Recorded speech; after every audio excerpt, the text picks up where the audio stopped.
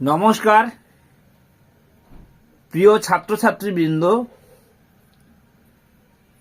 আমাদের প্রথম পর্বের প্রথম শ্রেণীর পড়া শুরু হয়ে গেছে। আমরা ধীরে ধীরে এগিয়ে যাচ্ছি। আমরা এই মুহূর্তে শুরু করব প্রথম শ্রেণীর প্রথম পর্বের আমার বইয়ের 24 এবং 25 পাতা।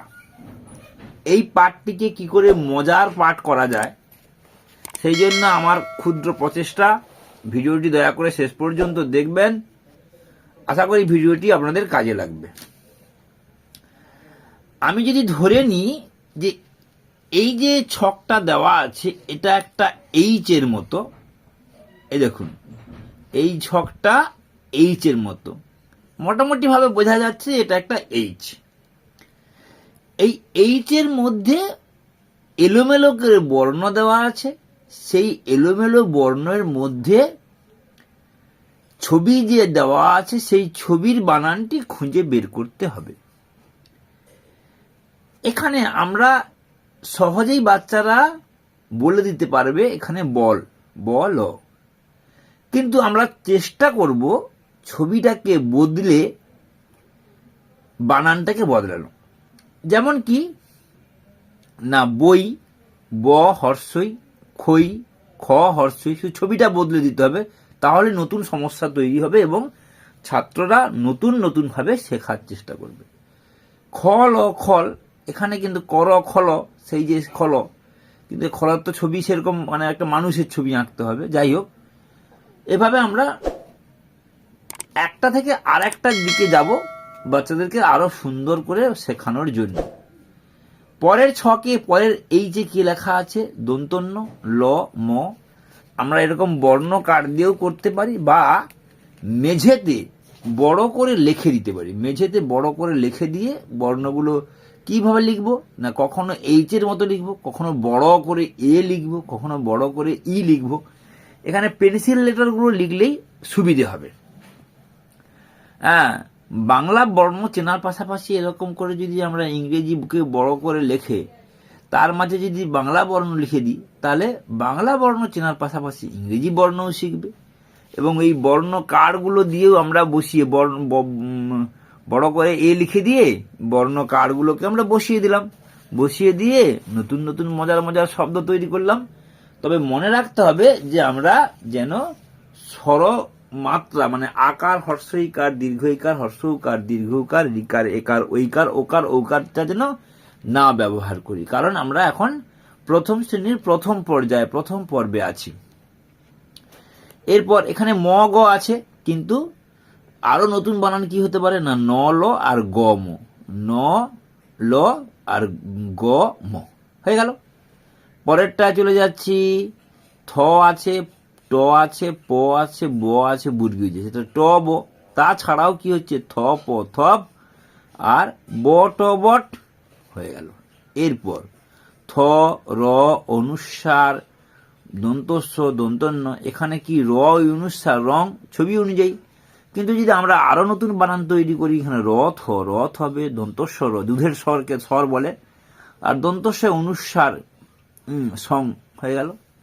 তারপরে কি না, বুর্গীয় খ হর্ষই আ আর ম, এখানে কি আম ও আম ছবি অনুযায়ী আম ও আম। কিন্তু আরো কি বানান তৈরি করতে পারি, খ হর্ষই ম হর্ষই ইত্যাদি ইত্যাদি।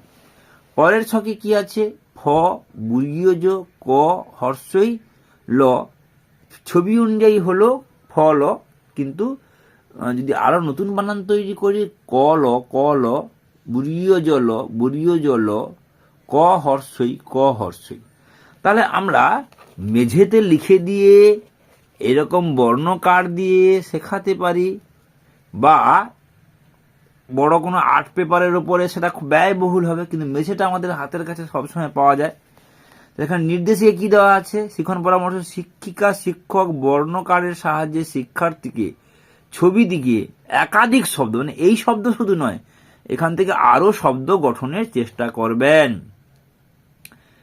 লেখালেখির কাজের জন্য নয়, এটা শুধুমাত্র বলবে, কিন্তু আমরা চেষ্টা করবো যেন তারা লিখতে পারে, কারণ মূল্যায়নতে ছাত্রছাত্রীদের অংশগ্রহণ করাতে হবে।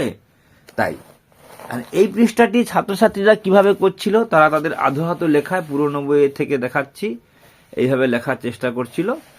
গটা মাত্রা দিয়ে দিয়েছে।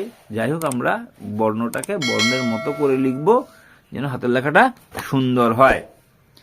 এরপর চলে যাচ্ছি সরাসরি পরের পৃষ্ঠা, অর্থাৎ 25 পৃষ্ঠা। এখানে কি বলা হয়েছে নির্দেশিকাতে, শিক্ষার্থী ছবি দেখে তার অভিজ্ঞতা অনুযায়ী রং করবে, পাতাগুলি কোন কোন উদ্ভিদে তা শনাক্ত করতে চেষ্টা করবে। তারা এখানে শিক্ষার্থীদেরকে বুঝিয়ে দিতে হবে যে যেহেতু পাতার রং সবুজ রঙের হয়, তাই সমস্ত ছবিগুলোতে সবুজ রং দিতে পারে। আবার এই জাতীয় একটা পাতাবাহারের গাছ আছে, এটাকে কচু পাতা বলা যেতে পারে। আবার পাতাবাহার হলে তাহলে একটু বিভিন্ন রঙের ছোপ ছোপ রঙও দিতে পারে, সে অভিজ্ঞতা অনুযায়ী দেবে। এবারে কি না, প্রথম পাতাটা কি পাতা না, এটাকে বাকস পাতার মতো আমার মনে হচ্ছে। এবার অন্য কেউ অন্য কোনো পাতা বলতে পারেন, বা কেউ আম পাতাও বলতে পারেন।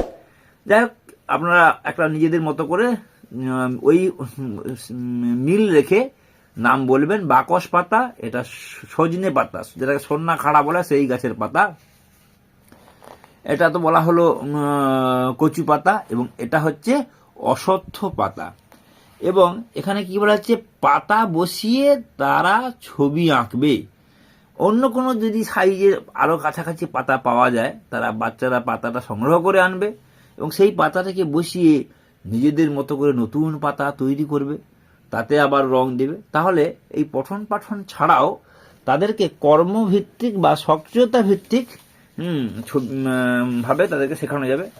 এরপর আমরা তাদেরকে যদি এই 4র্থ শ্রেণীর এই বইটা দেখাই, স্বাস্থ্য ও শরীর শিক্ষা, এই পাতা দিয়ে নতুন পাতা তৈরি করলে কি হবে, এখানে কি করেছে, পাতা বসিয়েই একটুখানি এদিক ওদিক করে লিখে দিতেই হয়ে গেছে নতুন একটা ছবি। পাখি, হরিণ, এটা হচ্ছে একটা মাছ জাতীয় কিছু, এরকম করে তৈরি করা হয়েছে। খরগোশ হয়ে গেছে, পাতা বসিয়ে ফুল হয়ে গেছে, পাতা বসিয়ে বিভিন্ন ময়ূর হয়ে গেছে, পাতা বসিয়ে হাতি হয়ে গেছে, মাছ হাঁস হয়ে গেছে।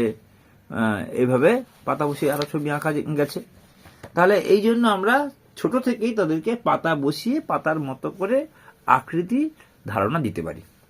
যাই হোক, আমরা এত সময় ধরে 24 পৃষ্ঠা এবং 25 পৃষ্ঠা আমার বই প্রথম শ্রেণী আলোচনা করলাম। আশা করি ভিডিওটি আপনাদের কাজে লাগবে। ভিডিওটি ভালো লাগলে অবশ্যই লাইক করবেন, কমেন্ট করবেন, শেয়ার করবেন এবং সাবস্ক্রাইব করবেন। সবাই সুস্থ থাকবেন। নমস্কার, ধন্যবাদ।